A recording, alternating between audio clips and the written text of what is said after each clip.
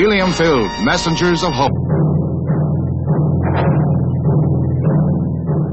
War in the Middle East.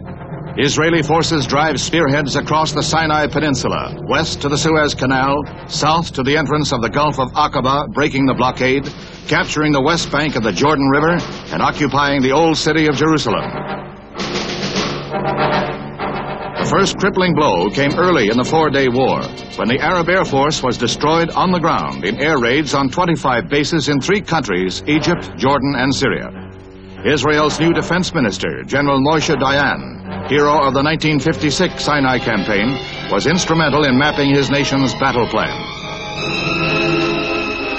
The sudden swiftness of the Israeli army crushed UAR forces with a combined air and ground 1-2 punch. Egypt's charges that U.S. and British air units aided Israel are vigorously denied, while diplomatic relations are broken. Efforts toward a ceasefire continue at the United Nations. U.S. Ambassador Arthur Goldberg introduces the peace plan. An immediate debate is started in the Security Council representing 15 nations. While the United States and Russia disagree on the wording of the resolution over troop withdrawal, Israel's Foreign Minister Abba Eban charges UAR President Nasser plotted the murder of a state. The vote is finally taken and the resolution adopted unanimously. Word continues to come from the battle zone, telling of sweeping Israeli victories. Next day, Egypt accepts the UN ceasefire, joining Jordan. This left Syria facing Israeli forces alone. The United Nations arena remains in the world spotlight because of the many questions raised by the short but decisive Middle East war. With Israel now controlling the Sinai Peninsula, all approaches to the Suez Canal, Old Jerusalem, Bethlehem, and the Gulf of Aqaba, the diplomatic struggle now begins.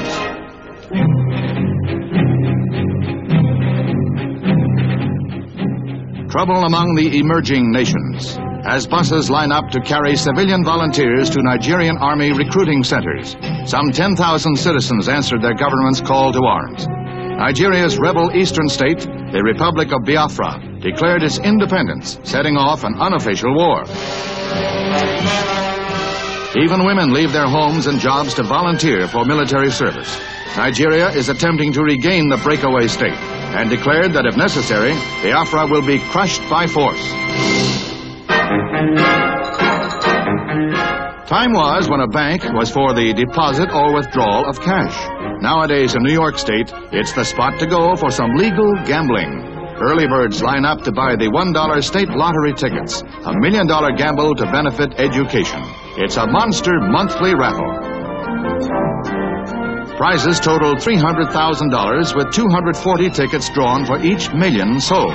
Winners get from $150,000 to $100,000 with a $250,000 annual booby prize for losers. You're aboard a U.S. Navy Skyhawk jet over North Vietnam going in to attack bridges and river traffic. Your weapons, rockets and bombs. These fighter bombers use the carrier Kitty Hawk as their home base. The airstrikes destroyed vital waterway links used by the Viet Cong to transport men and supplies.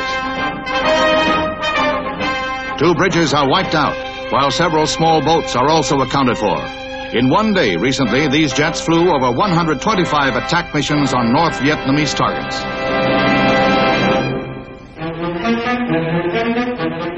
Demonstrators protest outside the West Berlin Opera House, where the Shah of Iran with Empress Farah attends a performance of Mozart's Magic Flute. Some 2,000 were in the mob. Denouncing the Shah as a murderer who arrests, tortures, and kills political opponents, the crowd clashes with Berlin police.